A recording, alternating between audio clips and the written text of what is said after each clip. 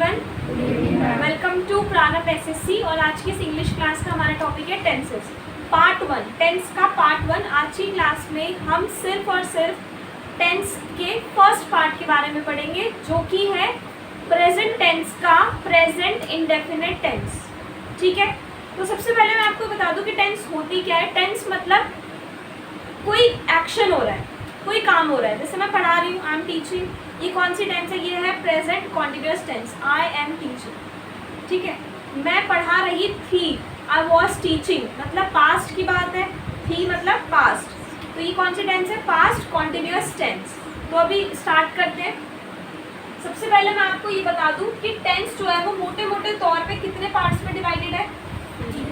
3। कौन कौन से? Present, past and future. अब again past present is divided into further 4 more classifications. Indefinite tense, second continuous tense,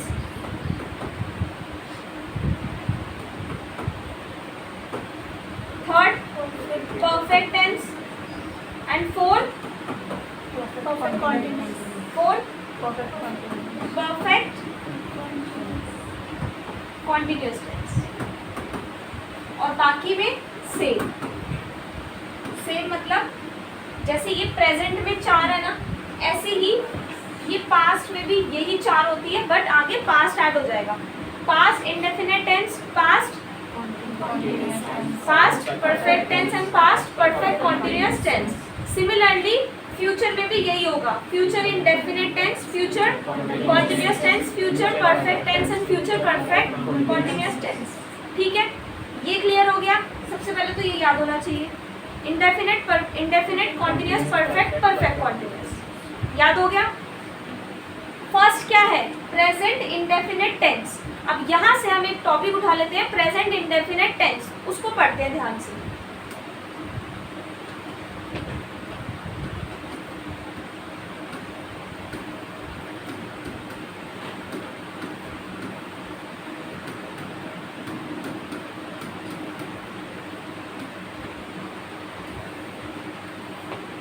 present indefinite tense. देखो, tense के लिए ना आप सबको वर्ब्स की फॉर्म बहुत अच्छे से याद होनी चाहिए। फॉर एग्जाम्पल, अगर मैं आपसे पूछूं रीड की सेकंड फॉर्म क्या होती है? हाँ, रीड मतलब पढ़ना, रीड के सेकंड फॉर्म क्या होता है? दो आवाज आती है।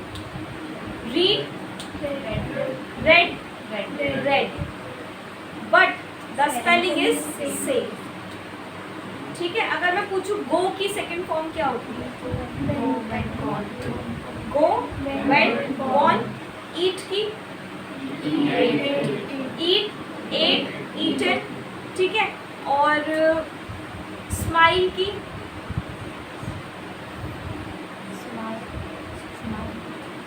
स्माइल।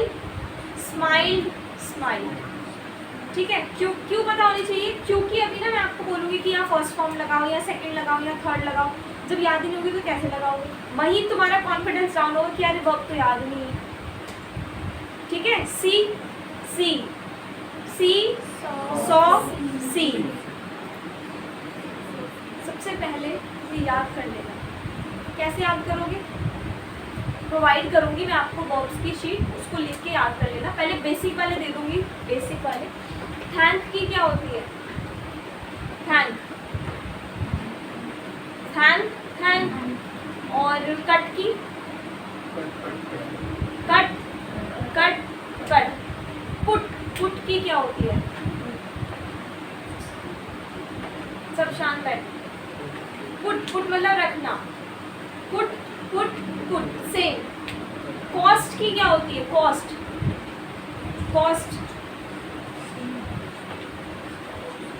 सेम ही होती है, कॉस्ट। ठीक है, आगे समझ। ड्राइव की क्या होती है? ड्राइव,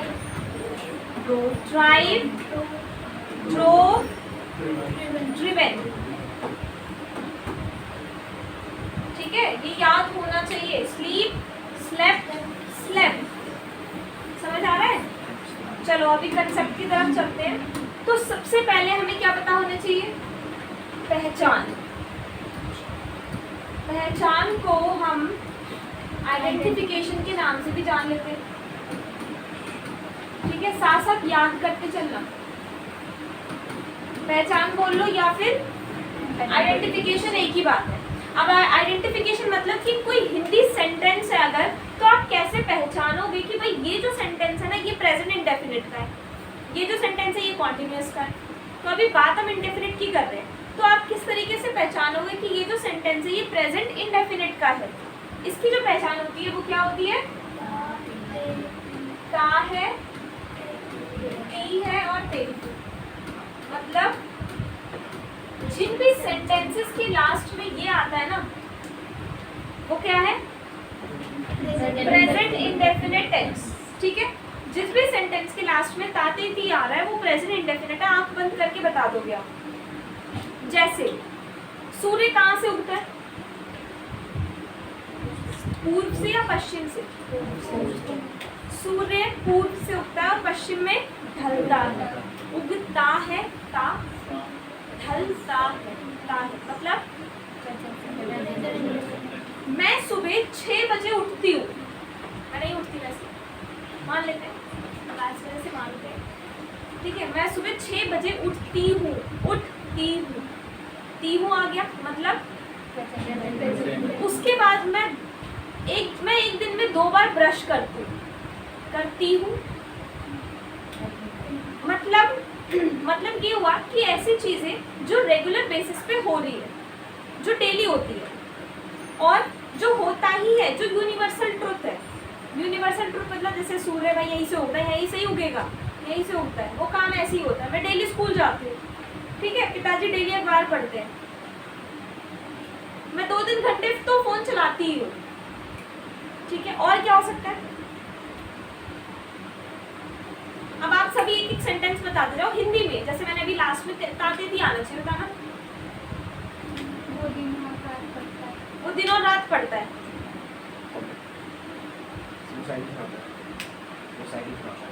वो साइकिल चलाता है। मैं रोज खाना खाती हूँ। मैं रोज पढ़ती हूँ। अब रोज जरूरी नहीं कि तुम रोज लगाओगे उसमें, लोटस भी लगा सकते हो। मैं रोज वॉक करती हूँ। मैं रोज खेलने जाता हूँ। हाँ। वह खेलते हैं। हाँ। वो रोज खेलता है। अच्छा। मैं कंप्यूटर क्लास जाती हूँ। मैं ये सब पसंद नहीं करती, तो तुम्हें बता दिया। मैं ये सब पसंद करता हूँ।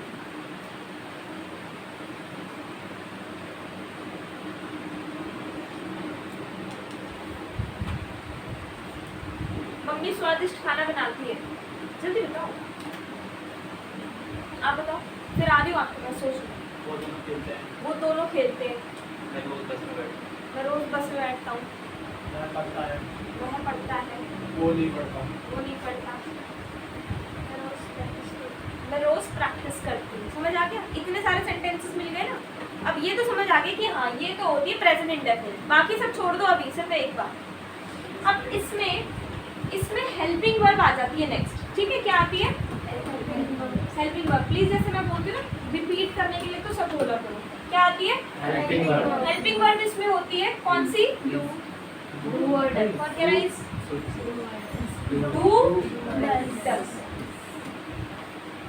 डू और डस।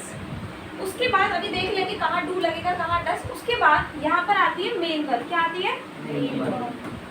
मेन वर्ब कौन सी यूज करनी है हमेशा? First form of verb. V1 मतलब फर्स्ट फॉर्म। फर्स्ट फॉर्म मतलब जो वर्ड है, सी है तो सी ही आएगा, सॉ या सीन नहीं आएगा, थैंक है तो थैंक आएगा, ईट है तो ईट ही आएगा, एट ईटन नहीं आएगा, ठीक है।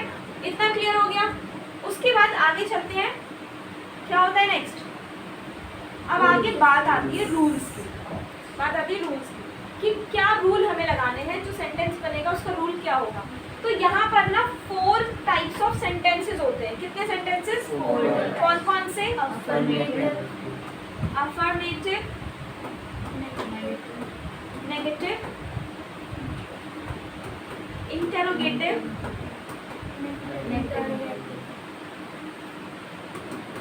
And negative interrogative.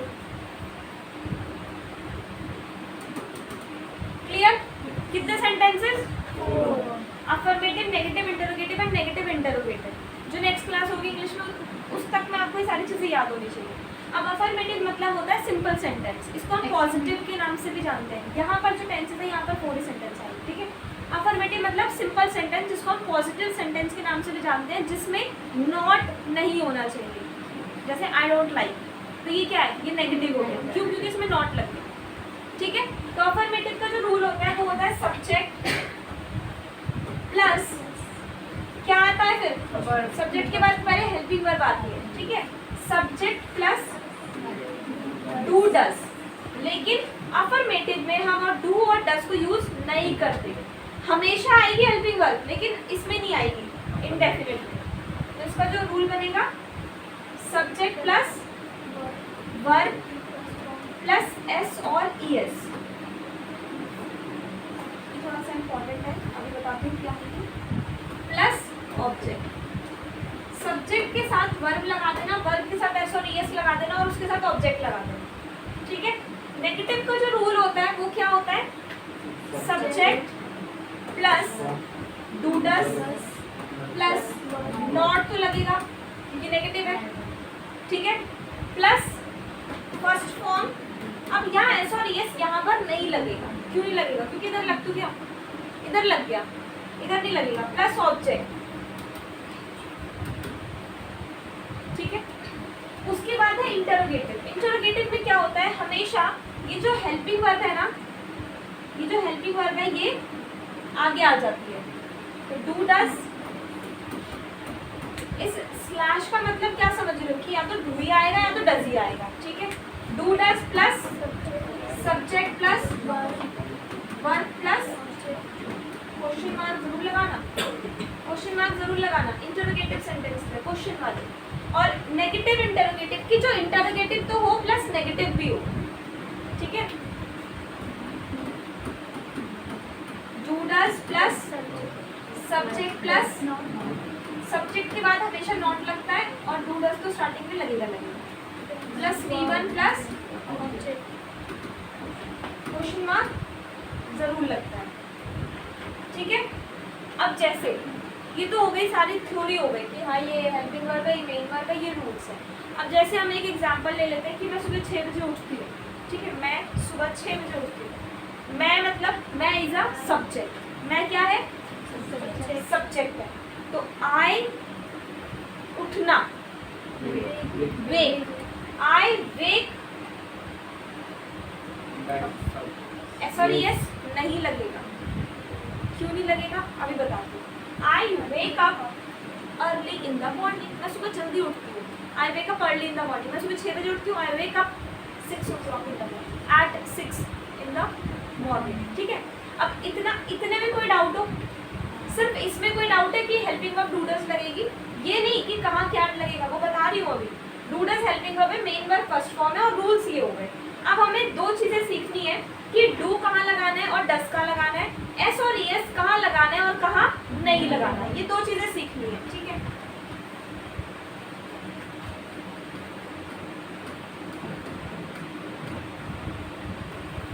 Do does और पहले डू डज पे बात करते हैं। अब अगर सब्जेक्ट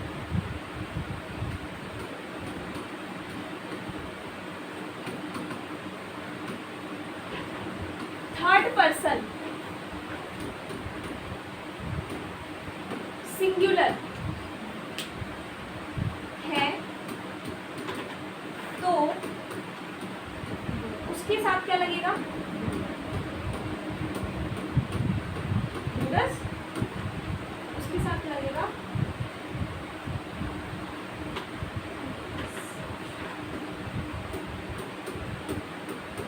क्या लगेगा? ठीक है। अच्छा, और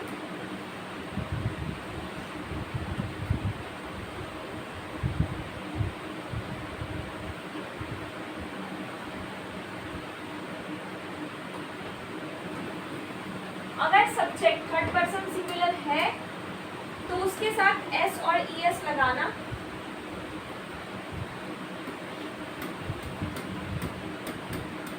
उसके साथ ही सब्जेक्ट के साथ, वरना नहीं लगेगा।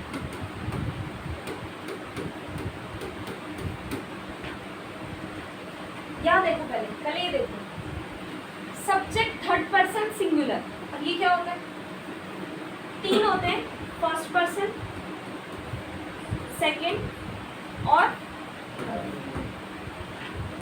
फर्स्ट में क्या क्या आता है, जिसमें मैं आ रही हूँ, जिसमें मैं इंक्लूड हो रही हूँ, जैसे आई, वी और यू, योर, दे, ये सेकंड का पार्ट है। और थर्ड में क्या आएगा, he, she, it, name of person, कि किसी इंसान का नाम हो या फिर नेम ऑफ थिंग्स, कोई एक चीज हो, कोई एक चीज, या फिर अगर सब्जेक्ट पे फादर मदर भी लिखा हुआ है ना, फादर मदर, तो भी वो थर्ड पर्सन में ही काउंट होगा। ठीक है, अब देखो फिर से देख लो, अगर सब्जेक्ट, सबसे पहले मैं आपको एक सेंटेंस दूंगी, आपको देखना है सब्जेक्ट क्या है, काम कौन कर रहा है, ही, शी, इट, किसी का नाम है, यू है, दे है, आई है, मैं कर रही हूँ, कौन कर रहा है काम। अगर इनमें से कुछ है, किनमें से, ही, शी, इट या नेम है, तो डज का यूज करना, उसी रूल में, उसी फॉर्मूले में डज ही लगाना हमेशा। ठीक है, शी डजंट स्पीक, वो नहीं बोलती, शी डजंट स्पीक, वो बोलती है, शी स्पीक्स। क्यों, अगर सब्जेक्ट थर्ड पर्सन सिंगुलर है तो उसके साथ, तो सब्जेक्ट के साथ एस और ईएस, सब्जेक्ट ही वर्ब के साथ लिखा है, तो वर्ब के साथ एस और ईएस लगेगा, वरना नहीं लगेगा। एग्जाम्पल के लिए दो एग्जाम्पल लेंगे अब हम, एक हम एग्जाम्पल लेंगे जो थर्ड पर्सन का होगा, जिसमें हमें डज और एस और ईएस यूज करना होगा, एक लेंगे जो थर्ड पर्सन का नहीं होगा। जैसे मैंने आपको अभी एग्जाम्पल दिया, बच्चे, बच्चे खेलते हैं, बच्चे खेलते हैं, तो अब यहाँ पर है बच्चे, बच्चे इज अ सब्जेक्ट, बच्चे क्या है, सब्जेक्ट है, काम वही कर रहे हैं ना। बच्चे को हम इंग्लिश में क्या बोलते हैं, चिल्ड्रंस, नहीं होता कुछ भी, चाइल्ड तो एक होता है, चिल्ड्रन होता है, चाइल्ड का प्लूरल क्या होता है, चिल्ड्रन, चिल्ड्रन प्लूरल है, उसका एस लगा के उसको कहाँ लेके जाओगे, चिल्ड्रंस नहीं होता। इसी तरीके से पर्सन का पर्सन्स, पीपल, अब कई लोग बोलते हैं पीपल्स, मैनी पीपल्स, पीपल्स क्या है भाई, पीपल्स नहीं, पीपल, पर्सन का पीपल। ठीक है, और अगर एक सीजर है तो, ये तो मैंने बताया था, सीजर्स ही बोलते हैं, चाहे एक हो चाहे ज्यादा हो। ठीक है, तो बच्चे खेलते हैं, यहाँ पर क्या हो गया, सब्जेक्ट, सब्जेक्ट हो गया चिल्ड्रन, चिल्ड्रन खेलते हैं, मतलब ये देखो रूल क्या बोल रहा था, सब्जेक्ट के साथ वर्ब लगा देना, तो सब्जेक्ट हमने चिल्ड्रन के साथ वर्ब लगा दिया, प्ले। अब एस और ईएस कब लगाना है, जब सब्जेक्ट थर्ड पर्सन सिंगुलर हो, कि थर्ड पर्सन दो प्लस सिंगुलर भी हो, सिंगुलर मतलब एक, लेकिन ये तो ज्यादा है ना, तो एस और ईएस लगाओगे, नहीं लगाओगे, तो चिल्ड्रन प्ले, बच्चे नहीं खेलते, बच्चे नहीं खेलते, चिल्ड्रन, डू लगाऊं डज लगाऊं, क्यों, क्योंकि सिंगुलर नहीं है, होता तो लगा देते, चाइल्ड होता ना अगर, तो एस और ईएस लगता, तो children don't play, children don't play. इसी का आप बनाओ इंटरोगेटिव, तो डू आगे आ जाएगा, डू चिल्ड्रन प्ले, क्या बनेगा, डू चिल्ड्रन प्ले, और last do children not play. कोई डाउट, अभी आएगा डाउट, जब तक खुद से नहीं बना देंगे। अब उसके बाद एक क्वेश्चन हम सेकंड ले लेते हैं, वह से, लड़की ले लेते, वह गाती है, बहुत सिंपल ले रही, बहुत सिंपल, वह गाती है, तो वह मतलब गाती है, मतलब कोई लड़की है, मतलब शी सिंग्स। अब यहाँ पर वर्ब के साथ एस भी लगा दिया, क्यों, क्योंकि थर्ड पर्सन। ठीक है। अगर सब्जेक्ट थर्ड पर्सन सिंगुलर है तो डज यूज करना और एस और ईएस लगाना। क्यों? क्योंकि देखो डज में भी तो ईएस आ ही रहा है ना, ठीक है, वहां पे भी ईएस लगेगा। अब ईएस नहीं लगाया, एस लगाया, क्यों? अब ये तो अंडरस्टूड है। अगर वो होता तो ईएस आता, ठीक है। अगर बाय है, बाय तो एस आएगा, बाइज खरीदती है। आया समझ? आ गया? अब इसकी कुछ थोड़ी प्रैक्टिस करवाती हूँ मैं आपको, कुछ क्वेश्चंस देते हैं और उसकी प्रैक्टिस करते हैं, तभी समझ में आएगा, ऐसे नहीं आएगा। ठीक है, ठीक है। आज की क्लास में इतना ही। Thank you so much.